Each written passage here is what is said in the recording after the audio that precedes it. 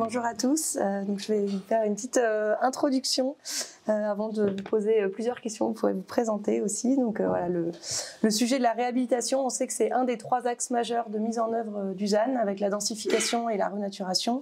Et souvent, dès qu'on parle de réhabilitation, il y a rapidement une dimension patrimoniale qui arrive, qui requiert des interventions spécifiques. Pour vous donner quelques chiffres, il y a le ministère de la Transition écologique qui vient de sortir des petits chiffres. On pourra vous l'envoyer en support, qui regarde tous les logements qui sont concernés par une protection patrimoniale. Donc c'est une vision un peu élargie parce que ça prend aussi un périmètre de 500 mètres autour des monuments historiques, les sites patrimoniaux remarquables. Mais ils ont calculé que ça représente un logement sur 3 en France métropolitaine, 44% du locatif privé et la moitié des passoires énergétiques. Donc on voit qu'en volume, en fait, on n'est pas sur un petit sujet, quoi. On a énormément de réhabilitations qui ont une dimension patrimoniale. La rénovation patrimoniale, c'est un sujet qui est aussi particulièrement prégnant pour la revitalisation des centres-bourgs, avec notamment tous les dispositifs nationaux, cœur de ville, petite ville de demain, les ORT, et plus récemment, village d'avenir. Mais on sait que la réhabilitation, encore plus quand elle connaît une dimension patrimoniale, elle rencontre de nombreux freins techniques, financiers, opérationnels pour sa mise en œuvre. On connaît plein de très beaux exemples emblématiques de réhabilitation avec dimension patrimoniale, mais comme l'a bien montré Emmanuel en introduction, l'enjeu du ZAN, ça va être la massification. En fait, ça va être de faire de la réhabilitation une vraie filière de production pour répondre aux besoins en logement, pour répondre aux besoins en locaux d'activité, en équipement, etc. Voilà, donc pour mieux cerner ces enjeux, on est très heureux d'accueillir Emmanuel Mansuy, donc expert en ORI depuis 2006, à la fois comme opérateur régional, mais aussi avec une approche sur d'autres territoires. Avant de vous laisser la parole, je vous dis juste que c'est l'ORI pour ceux qui ne le connaissent pas. Donc c'est une opération de restauration immobilière qui est mise en place par les communes. C'est un outil coercitif d'intervention sur l'habitat privé dégradé qui en fait sert à contraindre les propriétaires à faire des travaux sur leurs biens. Voilà, je vous laisse vous présenter. Bonjour à toutes et à tous. Merci Manon. Merci pour cette invitation, parce que je trouve que les échanges entre les partenaires publics et les partenaires privés sont toujours très constructifs et amènent à ouvrir le débat. Et donc d'ailleurs, j'espère qu'on aura un temps d'échange après, si on n'a pas été trop long. Effectivement, comme vous le disiez, donc opérateur à partir de 2006, mais avant cela, je vais faire une petite précision pour dire que j'ai commencé mon activité dans l'immobilier avant, en tant que conseiller en gestion de patrimoine, c'est-à-dire que j'accompagnais les investisseurs, enfin les particuliers, sur l'optimisation de leur fiscalité à travers l'investissement immobilier. Alors si je fais cette précision, c'est que on verra que la fiscalité immobilière est une des particularités des ORI et permet d'atteindre un équilibre économique et une commercialité peut-être beaucoup plus facilement. Donc après, effectivement, à partir de 2006, donc opérateur immobilier, donc on s'est permis de mettre, enfin, on s'est dit que ça serait sympa de mettre des opérations qui allaient défiler sur la télé. Peut-être qu'on pourra prendre quelques exemples plus tard. Et d'ailleurs, j'en profite pour saluer Patrice Régnard, architecte du patrimoine, avec qui on a fait un grand nombre d'opérations que vous allez voir, et avec qui voilà, on a fait, et peut-être grâce à qui aussi ces opérations ont été possibles, parce que évidemment c'est des opérations assez spécifiques puisqu'on intervient sur le patrimoine bâti. Donc ce sont des opérations qui ont permis de réaliser à peu près, donc c'est uniquement sur Grenoble, pardon, 15 000 m² de patrimoine réhabilité pour une livraison à peu près de 140-150 logements, donc sans artificialisation pour le coup. Voilà, donc après cela, très rapidement, j'ai été amené à prendre la direction du développement foncier chez un groupe national, donc un opérateur national, c'est-à-dire que j'avais en charge l'accompagnement des prospecteurs répartis sur tout le territoire, et je les accompagnais sur l'identification des opportunités foncières et l'analyse de ces opportunités au regard des ORI.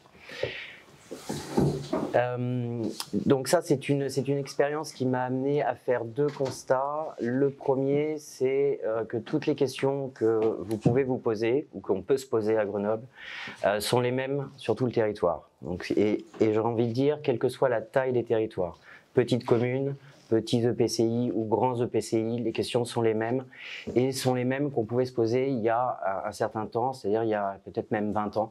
Donc ça pose la question de savoir pourquoi est-ce que depuis cette époque-là, il n'y a pas eu plus d'opérations qui ont été mises en place et peut-être plus de solutions. Un deuxième constat, et peut-être là, même si j'étais déjà un peu convaincu de cela, c'est que les promoteurs locaux et les opérateurs locaux sont tout à fait en mesure de pouvoir répondre aux besoins des ORI, à condition bien sûr qu'ils soient formés et spécialisés pour ces opérations. Voilà. Très bien, merci. Alors je vais vous poser la première question. Donc, pour savoir un peu de quoi on parle, en fait, est-ce que vous pouvez nous dire quelles sont les spécificités de la rénovation patrimoniale, notamment par rapport à la construction neuve, voilà, en VFA plus classique. De quoi on parle quand on parle de rénovation patrimoniale en termes de bâtiments, en termes de secteur, quelles sont les caractéristiques constructives, quels sont les grands principes en termes de montage, d'équilibre financier, d'opérateurs impliqués, voilà, de produits, ça fait beaucoup de choses. Mais voilà, dites-nous un peu de quoi on parle. Oui, alors quand j'ai repris la question, je me demandais par quoi j'allais commencer en fait, parce qu'il y a beaucoup de spécificités. J'ai envie de dire que la première des spécificités, c'est qu'il n'y a pas de modèle unique, tout simplement. On ne part pas d'une feuille blanche, voilà, contrairement peut-être au neuf, et donc chaque opération forcément va être spécifique, chaque immeuble est spécifique, chaque opération est spécifique, il n'y a pas de modèle. Et quand je parle de modèle, j'entends par là à la fois les montages opérationnels, mais aussi les coûts de travaux. Donc chaque opération est différente, c'est ce qui va faire sa complexité, mais c'est ce qui va faire aussi sa richesse. Une petite parenthèse d'ailleurs par rapport à cette notion de richesse, c'est que les opérations en ORI ont un caractère affectif très fort. Et je dirais pour tout le monde. C'est-à-dire que ça soit le propriétaire, qu'il soit privé, parce que peut-être que le bien était dans son patrimoine depuis un certain temps, ou que ça soit un propriétaire public. Parce que le bien est dans un état de conservation assez remarquable. Par contre, la collectivité a envie peut-être de donner un second souffle à ce patrimoine et il y a une forte attente par rapport à ce bien. Et ça va être aussi peut-être parce qu'il est dans un état délabré et que tout le monde se demande ce que fait la collectivité par rapport à ce bien-là. Donc un caractère aussi affectif pour ceux qui le côtoient, qui se demandent aussi ce qui va se passer sur cet immeuble-là.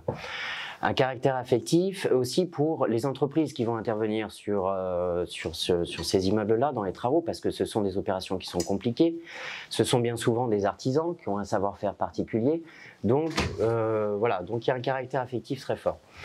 Un caractère affectif aussi pour ceux qui vont l'habiter, parce qu'on ne choisit pas d'habiter un patrimoine réhabilité comme on peut choisir d'habiter dans le neuf. On n'a pas forcément les mêmes caractéristiques dans un sens comme dans l'autre. On peut avoir une très très belle hauteur sous plafond, c'est très intéressant. D'autres vont dire oui mais c'est compliqué à chauffer peut-être. Peut-être qu'on n'aura pas de balcon parce que voilà, on n'aura pas réussi à mettre ces extérieurs là. Et peut-être qu'on va prendre un escalier à vis pour monter au 4e étage pour son appartement. Et un caractère affectif, j'en dirais, pour finir, pour l'acquéreur, parce qu'il va il va vouloir acheter un bout de patrimoine et il va accepter de le payer un peu plus cher. Voilà. Donc, bon, une fois qu'on a dit ça, qu'est-ce qui fait que les opérations sont, dans la réhabilitation sont différentes par rapport au neuf? Eh bien, ça va être tout simplement la recherche de l'équilibre économique. Et donc, cette recherche d'équilibre économique, elle est liée à une différence majeure avec le neuf, et je pense que je vais apprendre à personne, c'est le coût des travaux. Voilà. On ne réhabilite pas un immeuble pour le même prix qu'on construit un immeuble neuf. Donc, sans faire une liste complètement exhaustive de ces différences par rapport au neuf, quelques-unes, ça peut être simplement les matériaux qu'on va devoir réparer. Non, je pense, et qui vont pas forcément être les mêmes d'ailleurs sur tous les immeubles. On peut avoir des immeubles avec une pierre de molasse, d'autres en pierre de taille. Ça va être aussi les matériaux qu'on va employer. Peut-être qu'on va on va devoir avoir une menuiserie bois d'une très très grande hauteur, cintrée. Donc voilà, ça va être des coûts, enfin des matériaux un peu spécifiques qui vont peut-être nécessiter aussi de passer par des entreprises spécialisées ou des artisans. Ça va être aussi la question des volumes. et de la superficie. Peut-être que pour un volume bâti, et très certainement pour un volume bâti en réhabilitation, je ne vais pas avoir la même superficie plancher. Donc ça veut dire que il y aura peut-être moins d'économies d'échelle sur ces opérations. Ensuite, ça va être peut-être la question aussi de l'accessibilité. Ce sont des opérations qui sont situées en plein centre-ville, donc ça rend l'accessibilité pour le coût des travaux, enfin pour les travaux un peu compliqué. Donc je vous parlais aussi, enfin un dernier élément, ce sont la taille des opérations. Est-ce que par rapport au neuf, où on peut construire peut-être de manière un peu plus importante, et on a des opérations qui sont parfois plus petites. Et cette question, enfin la taille des opérations amène une question sous-jacente, c'est à quelle taille minimum je peux obtenir l'équilibre économique de ces opérations. Et pour ça, je dirais, ça amène peut-être aussi une autre question, c'est est-ce que les grands opérateurs nationaux, j'en parlais tout à l'heure, on y reviendra, sont en mesure de répondre peut-être à une problématique de sur-mesure et une problématique de collectivité sur un territoire où on a des biens de plus petite taille? Est-ce qu'ils sont en mesure d'y répondre? Et j'aurais envie de dire pas toujours, voire rarement. Et c'est ce qui explique peut-être aussi qu'on n'a pas eu autant d'opérations qui ont été réalisées depuis ces dernières quinzaine d'années, on va dire. Donc voilà, donc après, comme je vous le disais, la grande différence entre les opérations de neuf et de réhabilitation, ce sont les montages, et ce vont être des montages qui vont permettre d'associer ces opérations à une fiscalité, ou j'ai envie de dire des fiscalités particulières qui vont permettre de diminuer le coût des travaux et d'atteindre un équilibre économique plus rapidement sur ces opérations-là. Donc les fiscalités, elles sont liées à plusieurs éléments. Elles peuvent être liées à la destination originelle du bien. Typiquement, un bien qui était des bureaux sur lesquels on va faire du logement n'est pas éligible à la même fiscalité que si on partait du logement et qu'on va faire du logement. Ça peut être aussi lié à son usage. Est-ce qu'il n'a pas été complètement transformé depuis sa construction? Est-ce qu'on ne l'a pas complètement modifié? Ça va être lié aussi à son état. Est-ce que, typiquement, si je dois refaire tous les planchers de mon immeuble, parce que ils ne sont plus au-delà d'être aux normes, ils sont plus structurants, voilà, il faut les changer. Donc si je démolis et que je refais tous mes planchers, à ce moment-là, je peux changer de TVA, je peux être sur la production d'un immeuble neuf. Quand je suis sur la production d'un immeuble neuf, je ne peux pas avoir les mêmes fiscalités. Je n'ai pas la même TVA, puisqu'en réhabilitation, on peut bénéficier d'une TVA à 10% lorsqu'on est dans l'entretien et la réparation des éléments, et lorsque je produis un immeuble neuf, je suis sur une TVA à 20%. Donc voilà, donc ça va être des éléments déterminants. Également, ça peut être sur le secteur. Vous avez cité les SPR tout à l'heure, donc si je suis dans un secteur SPR, je peux bénéficier d'avantages fiscaux particuliers.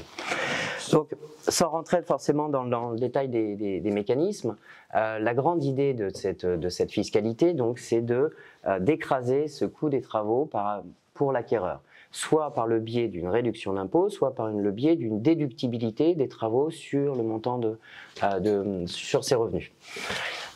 Aujourd'hui, il existe, enfin en France, 4 grandes catégories ou 4 grands dispositifs qui permettent justement d'avoir ces avantages fiscaux. Le premier, peut-être le plus ancien, peut-être plus connu, c'est la loi Malraux, qui est lié, comme je vous le disais, à le secteur. C'est-à-dire que si on est dans un secteur SPR, vous pouvez bénéficier d'une réduction d'impôt sur le montant de vos travaux. Très rapidement, 400 000 €, 22% quand on est dans une SPR, ex-AVAP, ZPPUP avec des UP. Désolé, l'État adore les acronymes. ZPPUP, c'était donc AVAP, Grenoble, ZP, voilà. Très bien. Donc SPR, site patrimoine remarquable. Donc vous avez du 22% et du 30%. 30% lorsqu'on était en ancien secteur sauvegardé. Voilà. Donc c'est une loi très forte, donc il date de 1962. Donc déjà à l'époque, en fait, cette loi-là, elle était un peu précurseur du ZAN. Mais en fait, au début, elle disait on ne démolit pas le patrimoine. Attention, on a bien cerné que le patrimoine ancien était un élément porteur pour nos centres-villes. Sauf que, tant finalement, cette loi, elle a été là, elle a interdit des démolitions, mais on a vu aussi des biens qui se dégradaient au fil du temps. Parce qu'on ne les démolissait pas, mais on ne les entretenait pas. Donc c'est à partir du moment où il y a eu des dispositifs fiscaux, que là, il y a eu un engouement pour ces opérations-là, parce qu'évidemment, le coût des travaux sont plus chers. Donc voilà, donc à partir de 1962, la loi Malraux. Vous avez la loi Monument historique, qui lui est lié, enfin ce dispositif est lié à la particularité du bien, c'est-à-dire qu'il est inscrit ou classé monument historique. À ce moment-là, l'acquéreur pourra déduire l'intégralité des travaux de ses revenus, même d'autres revenus globaux. Ensuite, vous avez le déficit foncier qui là s'adresse à une catégorie d'immeubles, j'ai envie de dire plus classique, banal, tout simplement, enfin c'est un terme pas péjoratif, mais plus classique, qui est lié par contre lui à l'usage. C'est-à-dire que si on était sur de l'habitat, on peut faire des travaux et bénéficier d'avantages fiscaux de déficit foncier, comme la loi Monument historique, déduire les travaux de ses revenus de même nature, c'est-à-dire des revenus fonciers. Et enfin, vous avez un dispositif qui est peut-être le plus connu, ou du moins qui va tendre à être le plus connu, parce qu'il faut lui laisser le temps d'arriver, parce qu'il n'a pas eu encore cet engouement-là, c'est le de Normandie, qui lui est lié au secteur, donc il peut être éligible en zone B2, ou en zone C. Et ça, c'est très important et c'est très fort. Et moi, je milite parce qu'il y a eu une tendance à vouloir réviser un peu la fiscalité immobilière et de détendre le de Normandie aux zones A et B1. Personnellement, je suis contre parce que ça permet aujourd'hui aux communes, aux collectivités qui n'ont de plus petite taille, qui n'ont pas de dispositif, de pouvoir répondre à cette problématique des ORI grâce à un effet de levier. Donc, il est lié aux ORT. Et alors voilà, exactement. Donc ça, c'est très fort parce que c'est lié à l'action cœur de ville. Si vous êtes action cœur de ville ou ORT, à ce moment-là, vous êtes éligible au de Normandie. Donc ça, c'est très important. ORT qui est un formidable outil d'ailleurs, on en reviendra. Et je fais juste une petite parenthèse par rapport au meublé, parce qu'on en a un peu parlé ces derniers temps. Le meublé par rapport à ce que je vous dis, donc là je parle de fiscalité en livraison de logements nus. Ça c'est très important. Le meublé, lui, c'est je ne suis pas imposé sur mes revenus. Et donc, si vous n'êtes pas imposé, vous n'êtes pas incité.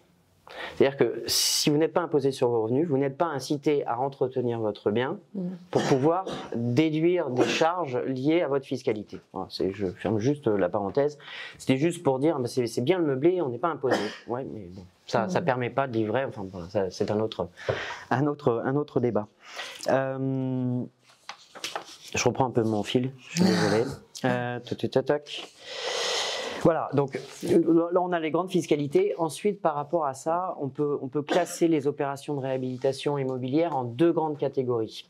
Deux grandes catégories qui vont permettre de rentrer plus ou moins ces fiscalités, ou du moins de les rendre éligibles. Vous avez les opérations en VIR, vente d'immeubles à réhabiliter, et les opérations où on va dissocier le foncier des travaux. Pardon, ça risque d'être un... Mais donc, c'est-à-dire que le propriétaire est propriétaire du foncier et c'est lui-même qui va engager les travaux. C'est-à-dire qu'il est maître d'ouvrage. C'est-à-dire que c'est particulier, puisque c'est celui qui fait les travaux qui a le droit de défiscaliser. Donc, c'est pas le promoteur, c'est l'investisseur. Donc, on est obligé de dissocier le porteur du foncier, enfin le propriétaire du foncier à l'origine et celui qui va réaliser les travaux. Donc ce sont des montages un peu spécifiques sur lesquels on va passer par une association syndicale libre et on va associer un contrat de promotion immobilière, on va réaliser les deux. C'est un montage un peu spécifique. Dans ces opérations-là, rentrent et sont éligibles le déficit foncier et le monument historique. Ces deux éléments. Ensuite, vous avez les ventes d'immeubles à réhabiliter. La VIR est à la réhabilitation immobilière ce que la VEFA est au neuf. C'est-à-dire que c'est un régime classique de montage d'opération pour un promoteur. Il est maître d'ouvrage. Il achète un foncier bâti, comme il achèterait un foncier nu. Il réalise un programme de travaux et il vend ses travaux. Là, dans ce dispositif, rentre la loi Malraux et le de Normandie. Et on voit bien que le de Normandie, à la fois sur la spécificité des biens, puisque ce sont des biens qui peuvent être transformés et mis en logement, et à la fois sur son montage, va peut-être permettre la massification de ces opérations. Donc ça, c'est un élément important. Vous aviez un dernier élément de votre question et vous me dites si je suis en retard, si je vais trop vite. On va accélérer. D'accord, on va accélérer. Pardon. Alors un dernier élément, c'était le type de logement qui était produit et peut-être par là aussi vers qui ils étaient destinés. Alors vers qui ils sont destinés, il faut savoir que les opérations où on dissocie foncier et travaux, les opérations monuments historiques, déficit foncier, sont essentiellement liées auprès d'investisseurs. 100%. Généralement, ce sont des investisseurs, donc propriétaires bailleurs. D'accord. Bon, ce qu'il faut savoir, voilà, que les biens, même si c'est un propriétaire bailleur, il est mis en location et on verra sous quelles conditions. Donc ça produit que du locatif sous plafond de ressources? Alors pas forcément sous plafond de ressources. Le plafond de ressources, c'est le de Normandie. Voilà. Et ensuite, vous avez le de Normandie qui lui permet peut-être d'avoir une mixité plus importante des investisseurs, puisque on peut s'adresser à la fois à des investisseurs et aussi à de l'accession. Voilà. Ensuite, la taille des logements. Si on se passe par rapport au prisme de la fiscalité, bien sûr, ça va dépendre du montant ou de l'assiette de l'avantage fiscal que vous allez pouvoir avoir.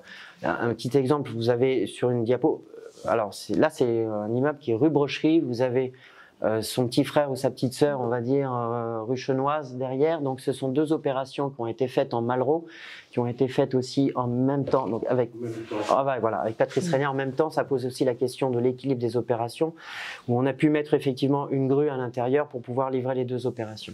Je dis ça parce que c'est une opération ville de Grenoble, qui a été réalisée en collaboration avec la ville de Grenoble, et la commande de la ville de Grenoble, c'était de ramener les familles dans le centre ancien, donc de faire des grands logements. Bon, ben, ça tombe bien parce qu'effectivement, on pouvait associer une fiscalité qui permettait de déduire l'intégralité des travaux. Pour la petite histoire, 110 mètres carrés, je crois, un appartement qui a été conventionné en logement social, avec l'ANA. Dans cet appartement, on avait un plafond peint, du 17e, je crois, c'est bien ça. Rien que sa restauration, c'était 17 000 €. Et on a livré un appartement de grande taille, 17 000 € en logement social. Et c'est les mêmes prestations. Et changement de paradigme à peu près en 2015, c'est-à-dire que l'État a dit je vais réduire. Je réduis l'assiette, je réduis la défiscalisation. Donc forcément, si vous réduisez l'assiette, mais dans le même temps vous avez un coût de travaux qui augmente, qu'est-ce qu'on fait ? Malheureusement, on est obligé de réduire la superficie des appartements. Voilà. Ok. Merci. On a une deuxième question. Du coup, vous faisiez la rénovation patrimoniale bien avant le ZAN, mais est-ce que vous avez vu des changements avec ce nouvel horizon du ZAN en termes de rénovation patrimoniale? Est-ce qu'il y a des évolutions dans les opérateurs qui sont présents? Est-ce qu'il y a des évolutions dans les postures des collectivités? Est-ce qu'il y a des nouveaux outils ou leviers qui sont arrivés? Oui, alors j'ai envie de dire que l'une des principales évolutions, c'est sur cette question de notion de patrimoine. J'ai envie de dire, avant, on parlait de patrimoine, tout ce qui avait été répertorié ou inventorié. Maintenant, on parle de patrimoine, j'ai envie de dire, tout ce qui nous a précédé et qui nous perdurera si on l'entretient, si on le restaure. Ensuite, un deuxième élément, c'est qu'on parlait peut-être de patrimoine lorsqu'on était uniquement sur du logement. Parce qu'on se disait, une opération, c'est pour faire du logement. Or, aujourd'hui, on voit qu'avec d'autres dispositifs, d'autres patrimoines, de type des friches industrielles ou des bureaux, peuvent être et doivent être des immeubles sur lesquels on doit travailler. Voilà. Donc ça, c'est un des éléments. Mais j'ai envie de dire, quel que soit de toute façon le type d'immeuble, aussi banal soit-il, même si on ne parle plus de patrimoine historique, nécessitera une analyse complète et aura peut-être les mêmes difficultés. Voilà, donc ça, c'est une des évolutions. Une deuxième évolution, j'ai envie de dire, ce sont les outils mis à disposition auprès des collectivités et à travers l'action de l'Agence nationale pour la cohésion des territoires, la NCT, à travers l'action Cœur de Ville, les petites villes de demain et les ORT. Et comme je vous le disais, les ORT sont un formidable outil pour les collectivités parce qu'elles permettent de s'affranchir parfois de certaines règles. On va le voir, c'est quelques freins, je ne vous vois plus, bon, c'est pas grave. Et peuvent être un outil de sur-mesure sur ces opérations. Et je pense aussi un formidable outil de la décentralisation de la politique de l'habitat. Pour moi, ce sont des éléments importants. Donc on voit bien qu'après une troisième évolution, c'est une hausse de la sensibilité des pouvoirs publics et des partenaires privés. On ne voit plus aujourd'hui le patrimoine bâti comme un élément perturbateur, mais plutôt comme un élément moteur ou dynamisant d'une opération. Donc, la dernière conséquence, c'est peut-être l'augmentation, comme vous le disiez, du nombre d'opérateurs et de promoteurs qui s'intéressent à la question de la réhabilitation. J'ai envie de dire, aujourd'hui, on peut les classer encore en deux catégories. Les opérateurs ou les promoteurs qui vont regarder ça peut-être par opportunisme ou par opportunité, parce qu'elles se seront un peu imposées à eux. Et les promoteurs qui, eux, veulent vraiment investir cette activité en se donnant les moyens de le faire. Et à ce moment-là, par contre, ils voient qu'il y a une certaine complexité, ou au moins une spécificité du métier qui touche le droit de l'urbanisme, le droit de l'immobilier, le droit fiscal. Et donc, dans ces cas-là, leur stratégie, c'est soit de racheter une société qui existe déjà, soit de créer une filiale dédiée sur ce métier-là. Voilà. J'ai envie de dire, c'est les principales évolutions que je vois aujourd'hui. Très bien. Et dernière question, et après on pourra échanger avec la salle. Quels sont les leviers ou les difficultés à lever pour favoriser la rénovation patrimoniale? Voilà, à quelles conditions on peut envisager une augmentation des opérations de réhabilitation dans les centres anciens et ailleurs? Alors, on l'a vu, je dirais, comme il n'y a pas d'immeuble, il n'y a pas de modèle opérationnel basique et il n'y a pas non plus de modèle réglementaire. Donc, ce sont des opérations qui nécessitent un dialogue encore plus étroit avec les collectivités, avec les pouvoirs publics pour trouver des solutions. Deux exemples me viennent comme ça un petit peu à l'esprit. C'est le premier, par exemple, l'ANA. On ne peut pas aujourd'hui, enfin c'est plus compliqué dans une opération de réhabilitation immobilière, et encore plus lorsque vous avez une association foncier travaux, livrer des logements sociaux de la même manière que dans le neuf.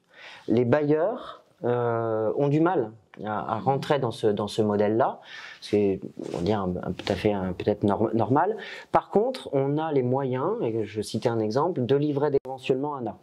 Encore faut-il effectivement que les collectivités intègrent effectivement cette livraison de logements sociaux conventionnés ANA dans leur quota et qu'on puisse avancer sur l'opération. Une deuxième question, un deuxième frein, c'est aussi parfois le travail qui est nécessaire en amont des opérations avec l'ABF. Typiquement, on peut parfois avoir des difficultés sur les prescriptions architecturales, et je pense notamment au pied d'immeuble, par rapport au commerce. Typiquement, si on dit la menuiserie, on se met dans la feuillure, la menuiserie rentre à l'intérieur, mais ça ne fonctionne pas pour un usage moderne par rapport aux règles d'incendie où on doit aller vers l'extérieur. Donc si on livre tel qu'il était prévu cet immeuble-là, peut-être que l'occupant lui-même va faire, l'exploitant va faire des travaux qui vont dénaturer un petit peu, changer ce qu'on a voulu faire. Donc voilà, il faut travailler aussi sur l'usage moderne, parce qu'une réhabilitation n'a de valeur que par rapport à travers son usage. Un autre des freins, j'ai envie de dire, c'est aussi parce que bon nombre de PLU et PLUI ont été rédigés avant la loi ZAN et bien souvent ne permettent pas, ou on est confronté à des règles qui rendent difficile, voire impossible des opérations. Je pense notamment à la question des stationnements. Faire du stationnement dans du neuf, voilà, on sait le prévoir. Faire du stationnement dans la réhabilitation, c'est plus compliqué. Alors vous allez me dire, les immeubles sont en centre-ville. Oui, mais pas toujours. Et rapidement, on peut être au-delà des 500 mètres carrés. Il y a un exemple qui me vient en tête. On a travaillé des films sur un sujet à Voiron. où on était sur une transformation d'immeubles de bureaux en logement, ancien PLU, il n'y avait aucun souci. On y arrivait. Nous, on arrivait à se dire voilà, il y a 9 logements, enfin, il y a 9 stationnements existants, on y arrive. Nouveau PLU, 17 places de stationnement. Bon, ben, on ne sait pas faire. Et on ne peut pas. Et pourtant, on était situé vraiment proche du centre-ville. Donc voilà, donc ça, c'est une question voilà, qui nécessite aussi, du coup, un dialogue, comme je vous le disais, encore plus étroit avec les collectivités. Voilà. De faire du sur-mesure. Alors après, bon, il y a quelques leviers quand même.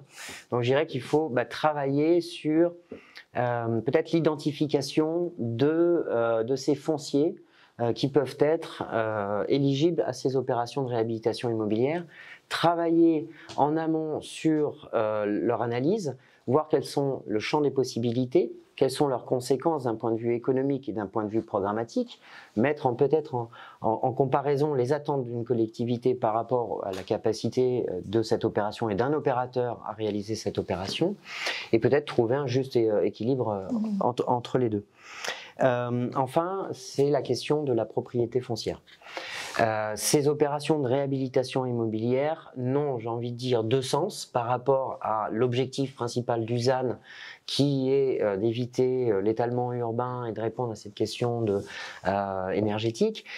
Donc elles n'ont de sens que si on va sur un patrimoine bâti global, c'est-à-dire qui est à 100% libre et en pleine propriété. Or, on est quand même à Grenoble, on a inventé la copropriété, donc c'est un peu compliqué. Et les premiers propriétaires, c'est l'État et les collectivités. Donc c'est avec les collectivités et avec elles, je pense en premier, qu'on doit travailler pour trouver des solutions et réaliser ces opérations.